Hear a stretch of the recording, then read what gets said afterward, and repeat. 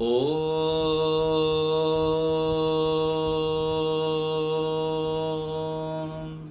भूर्भुवः स्वः तत्सवितुर्वरेण्यं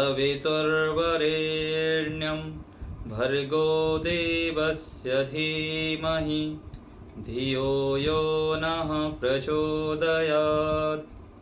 ॐ सहना भवतु सहनौ भुनक्तु सह वीर्यं करवावहै तेजस्विनावधीतमस्तु मा विद्विषावहै। ओम शांति शांति शांति। सभी को सादर नमस्ते। ईश्वर की महती अनुकंपा से आज से हम व्यवहार भानु ग्रंथ का प्रारंभ कर रहे हैं। ऋषि दयानंद जी द्वारा लिखित यह व्यवहार भानु ग्रंथ है। यद्यपि ये बहुत सरल भाषा में लिखी हुई है, आर्य भाषा में, हिंदी भाषा में, फिर भी इसको हम जब गुरुमुख से पढ़ते हैं, उसको अच्छे से समझते हैं, तो उसका बहुत गूढ़ अर्थ हमें अच्छे प्रकार से समझ में आता है। इसलिए इसको हम ध्यान से पढ़ेंगे और इसका सभी लोग पढ़ने के बाद इसका लिखित तथा मौखिक परीक्षा भी लिया जाएगा। तो आप उसी हिसाब से इसको पढ़ लेंगे और अच्छे से पढ़ने के बाद फिर उसका उत्तर भी आपको समझ में आ जाएगा, प्रश्न जो आएगा। तो व्यवहार भानु जैसे पुस्तक का नाम है। व्यवहार तो हम जानते हैं, जो हम क्रियाएं करते हैं। व्यवहार के लिए कितने साधन हैं?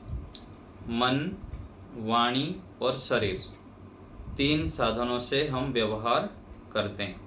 मन से भी, वाणी से भी और शरीर से। भानु अर्थात क्या है? सूर्य। ऋषि दयानंद जी ने व्यवहार भानु ग्रंथ लिखने का क्या प्रयोजन है, किस लिए लिखे? क्योंकि ऋषि दयानंद जी ने अनेक जगह भ्रमण करते थे, प्रचार करते थे, लोगों से मिलते थे।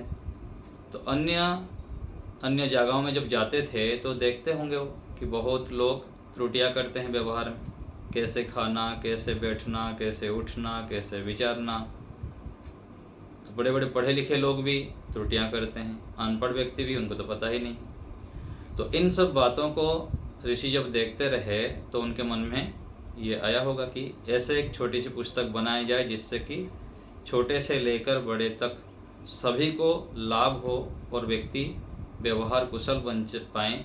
क्योंकि हम जब ध्यान उपासना करते हैं अथवा बहुत सारे ग्रंथों को पढ़ते हैं और लौकिक पढ़ाई भी करते हैं, सभी करने के बाद जब हमारा व्यवहार नहीं सुधरता है तो हम क्या है? असफल रहते हैं। उपासना तो हम बैठ लेते हैं, ईश्वर में श्रद्धा है, समय लगाते हैं, अच्छे अच्छे कार्य करते हैं, और दूसरे तरफ हम पढ़ाई भी बहुत करते हैं। किंतु जो हमारा पढ़ाई है और जो हमारी उपासना और अच्छे कार्य है, उस सफल कब होता है, सार्थक कब होता है? जब उसमें क्या जुड़ जाए? हमारा व्यवहार जुड़ जाए। अच्छे व्यवहार जब हम करने लगेंगे सभी के साथ, माता के साथ कैसे व्यवहार करनी, पिता के साथ कैसे करनी, भाई के साथ, पति के साथ, पत्नी के साथ, इन सब व्यवहारों को जानने के लिए अच्छे प्रकार से हमको इस ग्रंथ को पढ़ना चाहिए और पढ़ाना भी चाहिए। तो भूमिका देखते हैं।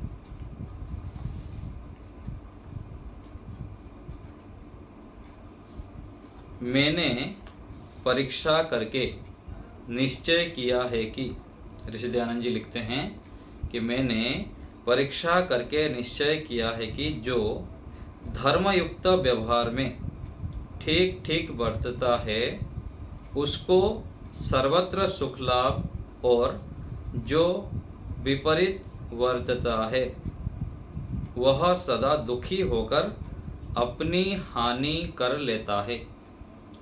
तो व्यक्ति अपनी हानि कब कर लेता है? जब वह धर्मयुक्त व्यवहार ठीक नहीं करता है। यही बात कह दिया ना ऋषि जी कि मैंने परीक्षा करके निश्चय किया। परीक्षा कब किए? जब वो अलग अलग जगह पर भ्रमण किए, लोगों से मिले, तब उनको पता लगा कि निश्चय किए हो कि व्यक्ति धर्मयुक्त व्यवहार तो करते ही नहीं, और धर्मयुक्त व्यवहार ना करने के कारण वो अपना हानि कर लेते हैं। दूसरे का तो हानि होता ही होता है, किंतु पहले सर्वप्रथम अपना ही हानि कर लेते हैं। तो जब हम धर्मयुक्त व्यवहार करते हैं तब सर्वत्र सब जगह सुखी प्राप्त करते हैं, सुख से युक्त होते हैं। और यदि विपरीत आचरण करेंगे तो क्या होगा? दुखी होकर अपनी हानि कर लेंगे। देखिए, जब कोई सभ्य मनुष्य विद्वानों की सभा में व किसी के पास जाकर अपनी योग्यता के अनुसार नमस्ते आदि करके बैठ के दूसरे की बात ध्यान दे, सुन, उसका सिद्धांत जान, निरभिमानी होकर युक्त प्रत्युत्तर करता है, तब सज्जन लोग प्रसन्न होकर उसका सत्कार और जो अंड बंड वक्ता है उसका तिरस्कार करते हैं। तो कह रहे हैं कि देखिए, जब कोई सभ्य मनुष्य जो सभ्य है, बुद्धिमान है और सदाचारी है, योगाभ्यासी है, साधक व्यक्ति है, जब किसी सभा में जाता है, विद्वानों के बीच में जाता है, उनके पास जाकर जब अपनी योग्यता के अनुसार नमस्ते करता है, नमस्ते आदि करके उनके पास बैठता है और उनकी बात को ध्यान से सुनता है। अच्छे व्यक्ति को, बुद्धिमान व्यक्ति को क्या करना चाहिए? दूसरे से लाभ लेने के लिए सदा प्रयत्न करना चाहिए। जो बड़े व्यक्ति हैं, ज्ञानी व्यक्ति हैं, उनसे सदा लाभ लेने के लिए तत्पर रहना चाहिए। नहीं तो क्या होता है, कुछ व्यक्ति ऐसे आश्रम में आते हैं, स्वामी जी के सामने बैठेंगे, कोई बड़ों के सामने बैठेंगे, उनसे सुनना तो दूर की बात, अपना ही वो सुनाने लग जाते हैं, अपना उपदेश करने लग जाते हैं। इससे क्या होता है, जो बड़ों से हमको लाभ लेना चाहिए उससे हम वंचित रह जाते हैं। इसलिए सदा यह प्रयत्न करना चाहिए कि बड़ों के पास जब जाए, अधिक उनके सुनना और अपना कम सुनाना। अपनी शंकाओं को तो रखनी चाहिए, जिज्ञासा को रखनी चाहिए, लेकिन उनसे लाभ लेने के लिए सदा तत्पर रहना चाहिए। तो यही कह रहे हैं कि दूसरे के पास जब जाते हैं तो उनकी बात को ध्यान से हम सुने और उनके सिद्धांत जान के निरभिमानी होकर युक्त प्रत्युत्तर करना चाहिए। मान लीजिए कोई व्यक्ति है, उसको सत्य सिद्धांत पता नहीं है, वैदिक सिद्धांत उसको पता नहीं है, और वो जो भी है अज्ञानता के कारण जितना भी उसको पता है भगवान को जिस रूप से मानता है, श्रद्धा करता है, लेकिन हम सीधा जाके उसको यदि हम उसका खंडन करने लग जाए और उसको गलत बोलने लग जाए तो उनकी हमारे प्रति श्रद्धा नहीं रहेगी, और जो सत्य हम उसको सिखा पाते वो भी सिखा नहीं पाएंगे। इसलिए सदा यह प्रयत्न करना चाहिए कि कोई जो भी बड़े व्यक्ति हैं उनके सिद्धांत को हमको जानना चाहिए। कई बार ऐसे होता है कि पौराणिक विद्वान सन्यासी मिल जाते हैं, उनके पास ठीक है हमारे वैदिक सिद्धांत नहीं, लेकिन उनका अनुभव होता है, बहुत सारे उनके जीवन की तपस्या है, उनके सिद्धांत को जान के हमारे अनुकूल बातों को सीख लेना चाहिए। अभिमान के कारण हम क्या सोचते हैं, चलो इसको क्या सुनना, ये तो ऐसे ही है। प्रत्येक व्यक्ति के पास अनुभव होता है, और जो अनुभवी व्यक्ति हैं, जीवन में तपस्या है, संयमी व्यक्ति है, उनसे हमको लाभ लेने के लिए सदा प्रयत्न करना चाहिए और इनको, उनके सिद्धांत को हमें समझना चाहिए। तो उनके सिद्धांत को जानकर निरभिमानी होकर, निरभिमानी होने पर ही हम ज्ञान प्राप्त कर पाते हैं। इसलिए तो कहा गया ना कि विद्या ददाति विनयम। विद्या का मूल क्या है? यदि विद्या हमारे पास है, ज्ञान है, तो उसका फल क्या आएगा? हमारे अंदर विनम्रता आएगी। तो विनम्रता से विनयात याति पात्रत्वम। विनयशील जब होते हैं हम और निरभिमानी होते हैं तो हमारे अंदर पात्रता, योग्यता की प्राप्ति होती है। और पात्रत्वात् धनम आपनोति। धनम अर्थात क्या है? जो पात्र हम बन जाते हैं तो उत्तम वस्तु हमें मिलता है। धन अर्थात उत्तम वस्तु। धन संपत्ति भी है और दूसरी तरफ अच्छे अच्छे गुण भी। तो पात्रत्वात् धनम आपनोति, धनात् धर्मः ततः सुखम। हमारे पास जब उत्तम गुण होंगे, उत्तम विद्याएं होंगी, तब हम धर्म आचरण कर सकते हैं और धर्म आचरण से सुख मिलता है।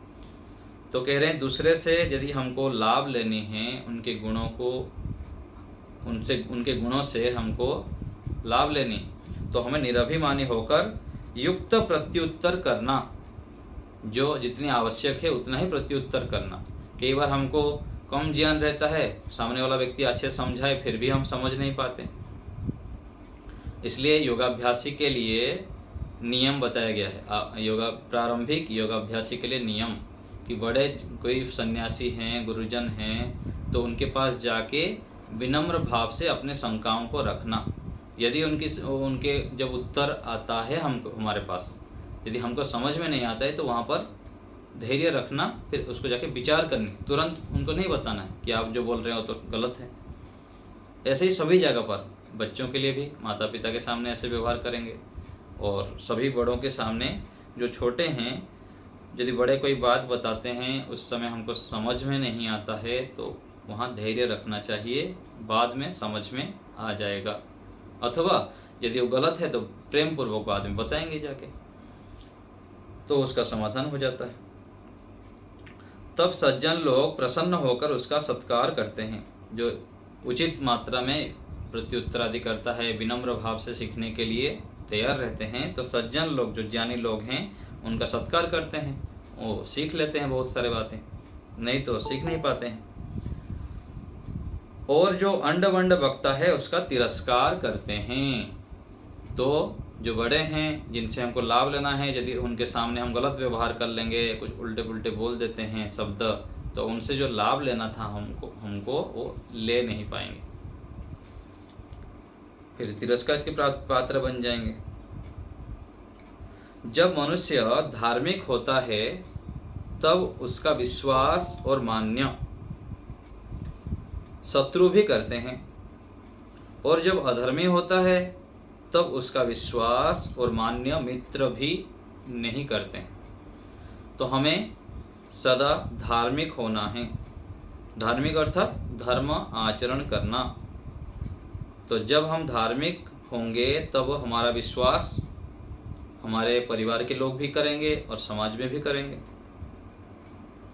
तो धार्मिक होने पर जो शत्रु होता है वो भी मान्य करता है, सम्मान देता है, हमारा प्रिय आचरण करने लग जाता है धीरे धीरे करके।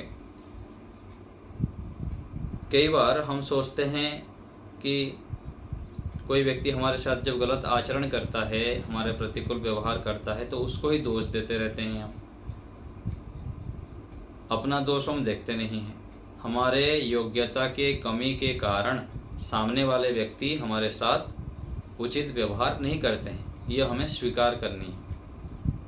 सामने वाले व्यक्ति यदि हमारे साथ उचित व्यवहार नहीं कर रहे हैं, तो हो सकता है कि हमारी योग्यता की कमी है, अपनी योग्यता को बढ़ानी है। क्योंकि योग्य व्यक्ति जो होते हैं उनको सब सम्मान करते हैं, उनके अनुकूल चलते हैं। तो अपना परीक्षण करना है। तो धार्मिक जब हम होते हैं तो उसका परिणाम क्या होता है, शत्रु भी जो हमारे विरोधी है कालांतर में वो हमारे अनुकूल हो जाते हैं, हमारे प्रिय बन जाते हैं। इससे जो थोड़ी विद्या वाला भी मनुष्य श्रेष्ठ शिक्षा पाकर सुशील होता है, उसका कोई भी कार्य नहीं बिगड़ता है। तो थोड़ी विद्या वाला भी मनुष्य हो, बहुत कम पढ़ा है, अधिक पढ़ा लिखा भी नहीं है, लेकिन यदि श्रेष्ठ शिक्षा पा लिया, धर्म आचरण करने लग गया। क्योंकि बिना स्कूल जाए भी छोटे आयु में बच्चे माता पिता बहुत कुछ सिखा लेते हैं, बेटा ऐसे करना है, ऐसे नहीं करना है, ऐसा करना चाहिए, इस प्रकार नहीं करना चाहिए, और पूर्व जन्म के संस्कार भी होते हैं। तो केवल बहुत सारे डिग्रियों को ले लेने से ही वो व्यक्ति कुशल हो जाएंगे, सब जगह सक्सेस पा लेंगे, ऐसा नहीं है, सफलता पा लेंगे, ऐसा नहीं है। तो कह रहे हैं कि थोड़ी विद्या वाला भी मनुष्य यदि श्रेष्ठ शिक्षा पा ले, उत्तम आचरण का ज्ञान पा ले, तो वो सुशील होता है। सुशील अर्थात शील स्वभाव कहते हैं। सुशील अच्छे स्वभाव वाला होता है, उसका कोई भी कार्य बिगड़ता नहीं है। जो अच्छे स्वभाव से युक्त होता है। इसलिए मैं मनुष्यों की उत्तम शिक्षा के अर्थ सब वेदादि शास्त्र और सत्याचारी विद्वानों की रीति युक्त इस व्यवहार भानु ग्रंथ को बनाकर प्रसिद्ध करता हूँ कि जिसको देख दिखा पढ़ पढ़ाकर मनुष्य अपने और अपने अपने संतान तथा विद्यार्थियों का आचार अति उत्तम करें कि जिससे आप और वे सब दिन सुखी रहें। तो ये पुस्तक क्यों लिख रहे हैं ऋषि दयानंद जी? कह रहे हैं कि मैं मनुष्य की उत्तम शिक्षा के लिए, अर्थ का मतलब क्या लेंगे यहाँ पर? जहाँ भी अर्थ दिखता है वहाँ पर प्रयोजन होता है अथवा के लिए। तो मैं मनुष्य की उत्तम शिक्षा के लिए सब वेदादि शास्त्र और सत्याचारी विद्वानों की रीति युक्त। ऋषि दयानंद जी ने स्वयं व्याकरण आदि शास्त्र को पढ़े, वेदों को पढ़े, सभी ग्रंथों का अध्ययन किए और लंबे समय तक बड़े बड़े विद्वानों के पास रहे, सन्यासियों के पास रहे, अच्छे लोगों के बीच में रहते हुए सीखते रहे अच्छे अच्छे गुणों को। तो जो उनका अनुभव है, जो व्यवहार संबंधित त्रुटियां लोग करते हैं और क्या उत्तम शिक्षा दिया जा सकता है, इन सबसे युक्त इस व्यवहार भानु ग्रंथ को बनाकर लिखकर आपके सामने रख रहा हूँ, प्रसिद्ध कर रहा हूँ। जिससे क्यों लिख रहा हूँ? इसलिए लिख रहा हूँ कि जिसको देख दिखाकर, स्वयं पढ़कर दूसरे को पढ़ाकर, स्वयं देखना अर्थात पढ़ना और दूसरे को पढ़ाना, मनुष्य पढ़ना और पढ़ाना, इससे क्या होगा? मनुष्य अपने और अपने अपने संतान और विद्यार्थियों का आचार अति उत्तम करें। आचार अर्थात व्यवहार को अति उत्तम करें, श्रेष्ठ बनाएं, जिससे आप भी सुखी हो और दूसरों को भी सुखी कर पाए। इसलिए इस पुस्तक को मैं लिखकर प्रसिद्ध करता हूँ। तो व्यवहार से ही व्यक्ति का जीवन उत्कर्ष की ओर बढ़ता है और वो सफल होता है, स्वयं सुखी रहता है, दूसरे को भी सुखी करता है। छोटे छोटे व्यवहार की गलतियों के कारण व्यक्तियों के संबंध भी बिगड़ जाता है और वह फिर जुड़ता नहीं। तो बहुत सावधान रहकर हमको व्यवहार करनी चाहिए। उससे पहले हमको प्रस्तुति भी करनी चाहिए। प्रस्तुति क्या है? जैसे हम अभी पढ़ रहे हैं और स्वाध्याय करते हैं, ध्यान करते हैं और मौन रहते हैं। व्यक्ति जब मौन नहीं रहता है तो क्या है? वाणी का दोष कर लेता है। व्यवहार में 3 आ गए ना, मन, वाणी और शरीर। केवल शारीरिक व्यवहार नहीं, मन से भी तो त्रुटियां कर देते हैं, व्यवहार करते हैं। तो बैठे हैं तो कुछ व्यवहार तो हम कर रहे हैं ना, सोचते हैं। तो मन से जब व्यवहार करते हैं तो वहाँ भी तो त्रुटियां कर लेते हैं। तो एक एक विचारों को भी हमें सावधानी पूर्वक चलानी चाहिए। जब गलत विचार आ जाए तुरंत ओम का जप, गायत्री मंत्र का जप करें और उस स्थान को छोड़ के चले जाएं जहाँ पर हम बैठे हुए हैं, अथवा गहरी गहरी श्वास ले लीजिए। रजोगुण तमोगुण से युक्त के कारण कई बार मन में गलत विचार आदि चलते रहते हैं। तो मानसिक व्यवहार भी हमें ठीक करनी है और वाणी का व्यवहार तो बहुत सावधानी से करनी है।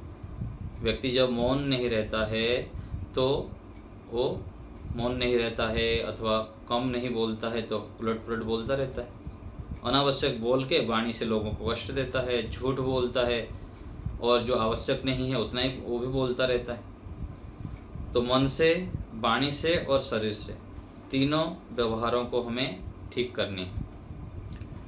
इस ग्रंथ में कहीं कहीं प्रमाण के लिए संस्कृत और सुगम भाषा लिखी और अनेक उपयुक्त दृष्टांत देकर सुधार का अभिप्राय प्रकाशित किया है कि जिसको सब कोई सुख से समझ के अपना अपना स्वभाव सुधार के सब उत्तम व्यवहारों को सिद्ध किया करें। तो कहीं कहीं इस ग्रंथ में संस्कृत के शब्द भी आएंगे, विदुर नीति के हैं और भी अलग अलग ग्रंथ के सुगम भाषा में लिखे हैं, उसको फिर सरल करके लिख भी दिए हैं। और अनेक अच्छे प्रकार श्रेष्ठ है दृष्टांत अर्थात उदाहरण देकर सुधार का अभिप्राय प्रकाशित किया गया है कि उसका प्रयोजन क्या है, किस लिए ये लिखा गया है और हमको व्यवहार में कैसे लानी है। ये दृष्टांत भी दिए हैं, उदाहरण भी दिए हैं, जिसको सब कोई सुख से समझ सकते हैं, सरलता से समझ सकते हैं। जैसे सत्यार्थ प्रकाश आदि ग्रंथ में थोड़ा सा कुछ जगह पर कठिन हो जाते हैं, वहाँ यहाँ पर इतना कठिन नहीं रहेंगे, सरल हो रहेगा। इससे क्या होगा, अपना अपना स्वभाव को हम सुधारेंगे। हम दूसरे को सुधारने के लिए तो कितना प्रयत्न करते हैं और इरिटेट हो जाते हैं, दुखी हो जाते हैं कि ये क्यों सुधर नहीं रहा है, इसको तो ऐसे काम नहीं करना चाहिए, इसको ऐसा नहीं करना चाहिए। लेकिन साधक व्यक्ति जो योगाभ्यासी है, बुद्धिमान व्यक्ति है, वो क्या सोचता है, अपना स्वभाव को सुधारना, अपना स्वभाव को सुधारना।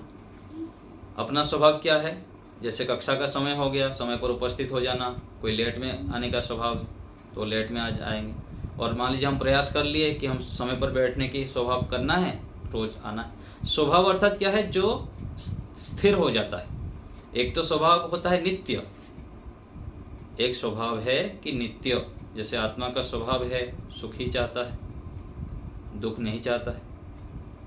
और बहुत सारे है ज्ञान, जहाँ पर आत्मा है, आत्मा का स्वभाव क्या है, ज्ञान, सुख दुख ज्ञान, इच्छा द्वेष प्रयत्न। ये तो उससे कभी भी भिन्न होता ही नहीं है। लेकिन ये जो अच्छे अच्छे गुण हैं ना, इस गुणों को भी हम स्वभाव में बदल देते हैं। जैसे रात को हमको जल्दी सोना है तो जल्दी रात होते ही सो जाएंगे, प्रत्येक दिन सोते सोते फिर समय पर सो जाएगा। और किसी को सुबह उठने का स्वभाव बन गया तो 4 बजे से पहले उठने की अथवा 4:30 बजे उठने की, तुरंत उस समय उसका नींद खुल जाए। तो अच्छे स्वभाव को धारण करने के लिए अत्यंत प्रयत्न करना पड़ता है, व्रत संकल्प से युक्त होना पड़ता है। तो ऋषि लिखते हैं कि इनको सब जान के अपने स्वभाव को सुधारें, इससे सब उत्तम व्यवहारों को सिद्ध किया करें। जब स्वभाव सुधर जाएगा, अच्छे अच्छे गुणों को हम धारण करेंगे, तो फिर हमारा व्यवहार भी सुधरता जाएगा और हम सिद्ध हो जाएंगे, सिद्धि को प्राप्त करेंगे। सिद्धि अर्थात उपलब्धि, जो हम चाहते हैं, विशेष सुख और दुखों से छूटना, इसको हम प्राप्त कर सकते हैं। आगे देखिए, ओम सर्वांतर्यामिने अखिल गुरवे विश्वंभराय नमः। तो सर्वांतर्यामिने नमः के योग में चतुर्थी विभक्ति होती है, तो अंत में नमः लिखा है ना, इसलिए सर्वांतर्यामी, तो उसको सर्वांतर्यामिन शब्द है। आप लोग संस्कृत भी पढ़ते हैं ना, इसलिए साथ में थोड़ा सा भी जोड़ दे रहा हूँ। तो सर्वांतर्यामिन शब्द है, तो सर्वांतर्यामिने अखिल गुरवे, जो सर्वांतर्यामी परमात्मा हैं और सब गुरुओं का भी गुरु है, ऐसे विश्वंभर, विश्व के अधिष्ठाता परमात्मा के लिए, विश्व के अधिष्ठाता परमात्मा के लिए हमारा नमस्कार हो। तो कोई भी कार्य प्रारंभ करने से पहले, करते समय, करने के बीच में और बाद में परमात्मा को स्मरण करना चाहिए, उनको मन में उपस्थित रखना चाहिए। ये क्या है, ईश्वर प्रणिधान। तो इससे क्या होता है, जब हम परमात्मा से जुड़े रहते हैं तो हम अच्छे अच्छे कार्य करते हैं और सत्वगुण से युक्त रहते हैं। जब हम ईश्वर से दूर रहते हैं, ईश्वर को भूल जाते हैं, तो बहुत अधिक गलती होने की संभावना होती है। अथ व्यवहार भानु, ऐसा कौन मनुष्य होगा कि जो सुखों को सिद्ध करने वाले व्यवहारों को छोड़कर उल्टा आचरण करे। क्या यथा योग्य व्यवहार किए बिना किसी को सर्वसुख हो सकता है? क्या कोई मनुष्य है जो अपनी और अपने पुत्र आदि संबंधियों की उन्नति ना चाहता हो। इसलिए सब मनुष्यों को उचित है कि श्रेष्ठ शिक्षा और धर्मयुक्त व्यवहारों से वर्तकर सुखी होके दुखों का विनाश करे।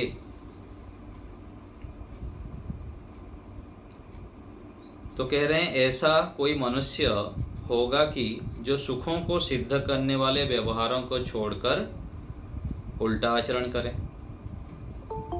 ऐसा कोई चाहते नहीं है कि मैं उल्टे आचरण करूं, दुख को प्राप्त करूं। सब तो चाहते हैं कि मैं सुखी हो जाऊं और सुख से युक्त हो जाऊं, अच्छे व्यवहार करूं। चाहते हैं, सभी लोग चाहते हैं। क्या यथा योग्य व्यवहार किए बिना किसी को सर्वसुख हो सकता है?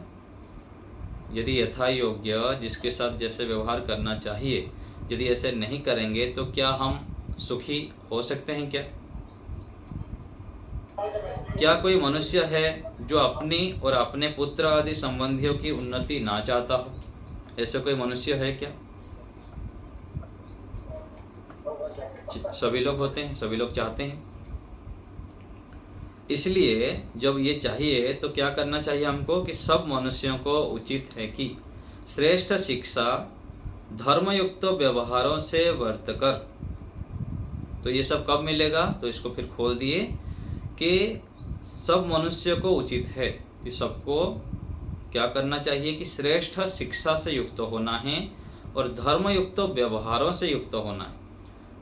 यदि ऐसे हम वर्त कर अर्थात ऐसे हम आचरण करेंगे, ऐसे व्यवहारों को ग्रहण करेंगे, तब हम सुखी होके दुखों का विनाश कर सकते हैं।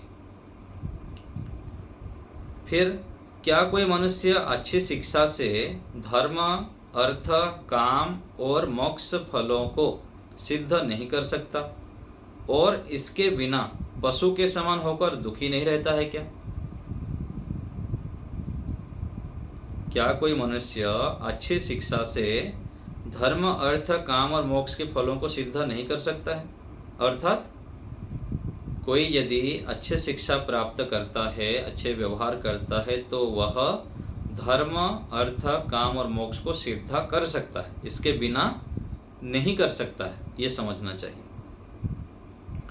यदि ऐसे मेरी पुस्तक तो मिल ही नहीं रही, बाद में बता दूंगा माता जी, अभी देख लीजिए, भूमिका में प्रारंभ में ही है, पीडीएफ भेज दूंगा नहीं तो यदि ऐसे व्यवहार नहीं करते हैं तो क्या होगा? तो पशु के समान दुखी नहीं रहता है क्या? यदि अच्छे व्यवहार नहीं करेंगे तो व्यक्ति फिर दुखी रहता है। जैसे पशु लोग हैं, बोल नहीं पाते हैं कुछ भी और उनके पास ज्ञान ना होने से दुखी, हताश, निराश, परेशान, डिप्रेशन सब रहता है। इसका कारण क्या है? ज्ञान नहीं है। यदि हमारे पास अच्छे ज्ञान हो जाए, अच्छे व्यवहार करने की कुशलता हमारे पास आ जाए, तो हम क्या होंगे? पशुओं की तरह दुखी नहीं रहेंगे, हम मनुष्य बन जाएंगे। और यदि मनुष्य है हम, तो क्या करना चाहिए हमको? इन सबको सीखना चाहिए, दुखी रहना नहीं चाहिए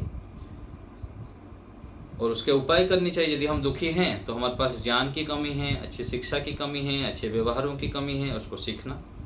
उसके लिए ये ग्रंथ है कि कैसे व्यवहार हमें करनी चाहिए जिससे हमारा धर्म, अर्थ, काम और मोक्ष की सिद्धि हो। इसलिए सब मनुष्यों को सुशिक्षा से युक्त होना अवश्य है, अच्छे शिक्षा से युक्त होना अवश्य ही चाहिए। जिसलिए यह बालक से लेके वृद्ध पर्यंत मनुष्यों के सुधार के अर्थ व्यवहार संबंधी शिक्षा का विधान किया जाता है। इसलिए यहाँ वेदादि शास्त्रों के प्रमाण भी कहीं कहीं दिखेंगे, क्योंकि उनके अर्थों को समझने का ठीक ठीक सामर्थ्य बालक आदि का नहीं रहता। तो बालक से लेकर वृद्ध पर्यंत मनुष्यों को सुधार करनी चाहिए। कैसे? व्यवहार संबंधी शिक्षा को जानकर। इसलिए उसका विधान यहाँ पर किया गया है कि बालक से लेकर वृद्ध तक सभी लोग व्यवहार संबंधी विद्या को जानें और उससे लाभ लें। और इसके लिए हम ऋषि जी ने वेदादि शास्त्रों का प्रमाण भी दे रखे हैं। जिनको हमें ठीक से समझना चाहिए, और जो बालक है वो हिंदी से लाभ ले लें प्रमाणों को। जो संस्कृत समझ में नहीं आ रहा है तो कोई बात नहीं। और जो विद्वान प्रमाण देखना चाहे तो वेदादि अथवा मेरे बनाए ऋग्वेदादि भाष्य भूमिका आदि ग्रंथों में देख लेवें। तो विशेष जो प्रमाण देखना चाहते हैं तो उनको क्या करना चाहिए, फिर ऋषि दयानंद जी के जो भाष्य है, अलग अलग भाष्य वो लिखे हुए हैं, उनको पढ़ें। वेद भाष्य भी है और ऋग्वेदादि भाष्य भूमिका पुस्तक है, सत्यार्थ प्रकाश आदि ग्रंथ में और भी विस्तृत रूप से दिए हैं। यहाँ तो केवल संक्षेप में व्यवहार संबंधी बातें ही बताए हैं। प्रश्न, कैसे पुरुष पढ़ाने और शिक्षा करने हारे होने चाहिए? उत्तर, पढ़ाने वाले के लक्षण। कैसे पुरुष पढ़ाना चाहिए और उनका लक्षण क्या होना चाहिए, कैसे वो होना चाहिए? तो पढ़ाने वाले जो है उनका लक्षण बता रहे हैं। आत्मज्ञानम समारंभस तितिक्षा धर्म नित्यता यमर्था नापकर्षन्ति स वै पंडित उच्यते। पंडित, ज्ञानी, बुद्धिमान, विद्वान किसे कहेंगे? जिसको परमात्मा और जीवात्मा का यथार्थ ज्ञान, जो आलस्य को छोड़कर सदा उद्योगी, सुख दुख आदि का सहन, धर्म का नित्य सेवन करने वाला, जिसको कोई पदार्थ धर्म से छुड़ाकर अधर्म की ओर ना खींच सके, वह पंडित कहता है। तो पढ़ाने वाले को ये सब योग्यता प्राप्त करनी चाहिए, अथवा ऐसे योग्यता वाले को पढ़ानी चाहिए। तो जिनको परमात्मा का ज्ञान, जीवात्मा का ज्ञान यथार्थ रूप से हो, जो आलस्य को छोड़कर सदा उद्योगी रहे, पुरुषार्थी रहे, सुख दुख आदि का सहन करें। सुख दुख, हानि लाभ, मान अपमान आदि का सहन करना, ये क्या है? तप है। तपस्या करे। धर्म का नित्य सेवन करने वाला हो, धर्म का धर्म आचरण निरंतर करें, योग, ध्यान, अष्टांग योग का पालन, और जो शास्त्र में धर्म का विधान किया है ऐसा नित्य करने वाला हो, जिसको कोई पदार्थ, कोई भी व्यक्ति, कोई भी पदार्थ, स्थान आदि धर्म से छुड़ाकर अधर्म की ओर ना खींच सके, वह पंडित कहता है। आगे, निसेवते प्रशस्तानि निंदितानि न सेवते अनास्तिकः श्रद्दधान एतत् पंडित लक्षणम। जो सदा प्रशस्त धर्मयुक्त कर्मों का करने और निंदित अधर्मयुक्त कर्मों को कभी न सेवने हारा, न कदापि ईश्वर, वेद और धर्म का विरोधी, और परमात्मा, सत्य विद्या और धर्म में दृढ़ विश्वासी है, वही मनुष्य पंडित के लक्षण युक्त होता है। प्रशस्त, संस्कृत भी खोलते चलिए। हाँ, खोल रहा हूँ। प्रशस्त अर्थात, प्रशस्त अर्थात फैला हुआ, मतलब विस्तृत। विस्तृत जो है अच्छे प्रकार से वह धर्म कार्य को करने वाला, धर्म को करने वाला, और निंदित अधर्मयुक्त कर्म को कभी नहीं करने वाला, है ना। अधर्मयुक्त जो कर्म है ऐसे नहीं करना चाहिए, करता नहीं है। जो ज्ञानी व्यक्ति होते हैं, जब ज्ञान हो जाता है तो अधर्मयुक्त कार्य करेगा ही नहीं। जैसे हम लोग हैं जो धर्म के मार्ग पर चल रहे हैं, हमारे सामने कोई लाखों रुपया भी दे दे, हम अभक्ष्य का सेवन नहीं करेंगे, करोड़ों रुपया भी दे दे। क्यों? क्योंकि हमको इसका ज्ञान है। ज्ञान जब हो जाता है तो व्यक्ति अधर्माचरण नहीं करेगा। जब उदाहरण दिया जाता है ना बार बार, जब व्यक्ति को पता लग गया कि यहाँ पर बिजली है तो उसको क्यों छुएगा। जब हमको पता लग गया कि परमात्मा का कैमरा सदा हमारे सामने रखा हुआ है, अलग से भी छुप करके हम कोई भी कार्य नहीं कर सकते, तो फिर वो व्यक्ति क्यों गलत काम करेगा। जैसे एक उदाहरण दिया जाता है ना, इसमें आएगा आगे, इसी में ही आएगा, व्यवहार भान में आगे शायद दिया है। बताते हैं ना कि गुरुजी भेजे दो बालक को भेजे कि इस बच्चे को लेके जाओ, ये दुष्ट व्यक्ति है, इसको लेके एक जगह पर दोनों एक एक चांटा लगानी है और उसको वहाँ पर 10 बार बैठक उठक करा के फिर लेके आना है, जहाँ पर कोई ना देखता हो। तो एक व्यक्ति तो ले गया, एक व्यक्ति एक 2 बालक को 2 व्यक्ति लेके 2 बालक लेके गए, जो 2 को भेजे थे गुरुजी। एक तो गया, एक जगह पर एक चांटा लगाया, 10 बार बैठक उठक करा दिया, लेके आ गया, गुरुजी में कर दिया। दूसरा शाम तक इंतजार करता रहा, विचार करता रहा, फिर सोचा, गुरुजी बोले अभी तक तो आया ही नहीं, क्या हुआ नहीं आ रहा है। तो फिर शाम को जब आया तो बोले तू करके आया जो बताया था? बोले नहीं किया। क्यों नहीं किया? कि गुरुजी मैं तो आप जो बताए थे कि कोई ना देखता हो। एक तो है कि मैं जहाँ भी लेके जाऊँ, जो जिसको लेके गया वो तो मुझको देख रहा है, मैं उसको देख रहा हूँ, तो ना देख तो होता ही नहीं। और परमात्मा तो सब जगह है, सब सदा मुझको देख रहे हैं, तो कोई ना देखता वैसे स्थान तो मुझको मिला नहीं, तो फिर मैं कैसे ये करता। तो ऐसे जब व्यक्ति के अंदर ज्ञान हो जाता है कि परमात्मा हमारे एक एक मानसिक कर्मों को भी लिख रहे हैं, हिसाब रख रहे हैं, और उसका फल अभी भी मिल रहा है और आगे भी मिलेगा। आज हमारे पास जो भी सुख है और सुख की साधन है वो सब कहाँ से मिला? फ्री में नहीं मिला, एक भी, बिल्कुल नहीं। सारा हमारे किए हुए कर्मों का फल है। अच्छे कर्म के फलस्वरूप हमको ये अच्छे मानव शरीर मिला है, माता पिता मिले हैं, श्रेष्ठ ज्ञान विज्ञान मिला है हमारे द्वारा जो किया हुआ है जन्म जन्मांतर से, और अभी भी, और अभी जो कर रहे हैं उसका भी फल मिलता जाएगा आगे।